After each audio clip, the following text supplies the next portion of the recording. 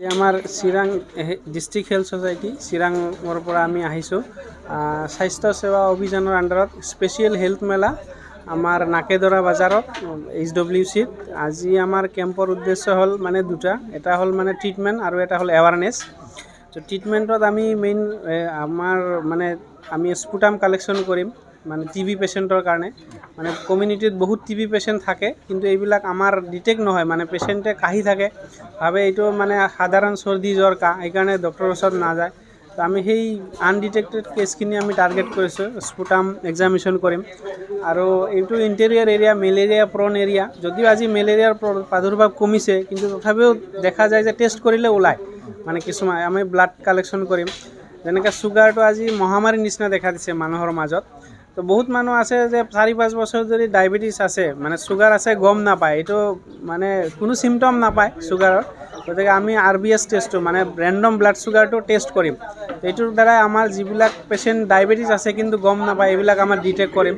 আৰু আমি এটা টেষ্ট ৰাখিছোঁ হিমোগ্ল'বিন, যে ৰক্তহীনতাত ভোগে গাঁৱত বেছিভাগ মানুহৰে মানে হিমোগ্ল'বিন কম থাকে, গতিকে টেষ্ট নকৰাৰ কাৰণে গম নাপায়। গতিকে আমি হিমোগ্ল'বিন টেষ্ট কৰালে আমি এইটো গম পাম। তো আমি ব্লাড টেষ্টৰ জৰিয়তে আপোনাৰ ৰক্তহীনতা আৰু ডায়েবেটিছখিনি আমি স্ক্ৰিনিং কৰিম, আৰু স্পুটাম এক্সামিনেশ্যনৰ জৰিয়তে আমি আমাৰ TB পেচেণ্টখিনি আমি ডিটেক্ট কৰিম।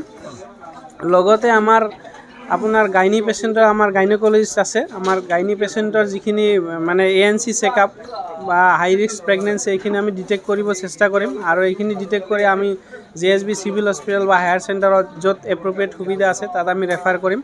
লগতে আমাৰ NCD মানে নন কমিউনিকেবল ডিজিজ, যেনেকৈ হাৰ্টৰ প্ৰব্লেম বা এনেকুৱা যিবিলাক বেমাৰ মানে এজনৰ পৰা আন এজনলৈ নিবিয়পায় পায়, যেনেকৈ প্ৰেছাৰ, হাইপাৰ টেনশ্যন, আপোনাৰ কেঞ্চাৰ, তাৰপাছত হাৰ্টৰ প্ৰব্লেম, কিডনীৰ প্ৰব্লেম, এইবিলাক যিবিলাক বেমাৰ আছে আমাৰ কাউন্সিলিং OPD বহিছে, NCD OPD, তাতে আমি ডিটেকশ্যন প্লাছ কাউন্সিলিং, যে এইবিলাকৰ পৰা বাচিবলৈ হ'লে কি কি আমি ষ্টেপ ল'ব লাগে। আৰু লাষ্টত আমাৰ ইন জেনেৰেল মানে যে বাকী যিমান ইন জেনেৰেল পেচেণ্ট থাকে, যিখিনি আমাৰ ধৰক বাচ্চা হওক মানে মেডিচিনৰে হওক, এইখিনি পেচেণ্টৰ কাৰণে আমাৰ ডক্টৰ আছে। আৰু এৱাৰনেছ মানুহৰ মাজত, যে আমাৰ চৰকাৰৰ বহুত সুবিধা আছে, মানুহে গম নাপায়। যেনেকৈ মই আগতে কৈছোঁ যে TB বেমাৰ চিকিৎসাটো মানুহে লং টাৰ্ম ট্ৰিটমেণ্ট, কিন্তু এইটো ফ্ৰী অফ কষ্ট হয়, আমাৰ গভৰ্ণমেণ্টৰ আণ্ডাৰত ফ্ৰী অফ কষ্ট। আৰু TB বেমাৰৰ চিকিৎসাটো যদি 6 মাহ মানে ভালকৈ মেডিচিন খায়, চৰকাৰৰ পৰা কিবা বিশেষ সুবিধাও দিয়ে, একাউণ্টত ডাইৰেক্ট পইচা দিয়া হয় মানে নিউট্ৰিচিয়াছ ফুডৰ কাৰণে। তাৰপিছত মেলেৰিয়া ট্ৰিটমেণ্ট আমাৰ ফ্ৰী হৈ যায়। তাৰপিছত আইৰণ ছাপ্লিমেণ্ট ৰক্তহীনতাৰ কাৰণে, এইটো আমাৰ ফ্ৰী আছে। তাৰপিছত যেনেকৈ আনুষংগিক, আৰু যেনেকৈ আমি এৱাৰনেছ কৰিব লাগে ডগ বাইট, যে কুকুৰে কামুৰিলে আমাৰ JSB চিভিল হস্পিটেল কাজলগাঁৱত ফ্ৰী অফ কষ্ট আমাৰ বেজী পায়। মানে যদি আমি ইণ্ট্ৰামাস্কুলাৰ দিওঁ 5টা বেজী, আৰু ইণ্ট্ৰাডাৰ্মেল দিলে 4টা বেজী, এইটো ফ্ৰী অফ কষ্ট আমাৰ JSB চিভিল হস্পিটেলত পায়। আৰু আনুষংগিক যিবিলাক আমাৰ চৰকাৰী মানে সুবিধা আছে বা আঁচনি আছে, এইবিলাকো আমি এই হেল্থ কেম্পৰ জৰিয়তে ৰাইজৰ মাজত এটা মেছেজ দিয়াৰ কাৰণে আমি চেষ্টা কৰিম। এইটোৱে আমাৰ আজি হেল্থ মেলাৰ উদ্দেশ্য।